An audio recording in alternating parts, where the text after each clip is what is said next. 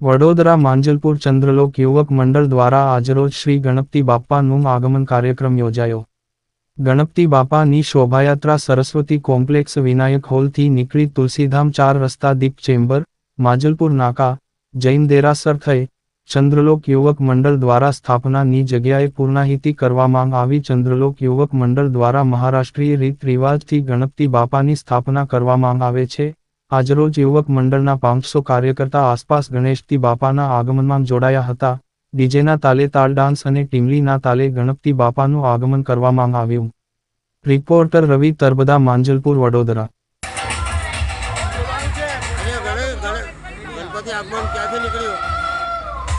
ચંદ્રલોક યુવક મંડળ 2024 ગણપતિ આગમન સોહળા આજે તુલસીધામ 4 રસ્તાથી અમારું ગણપતિ આગમન થયેલ છે.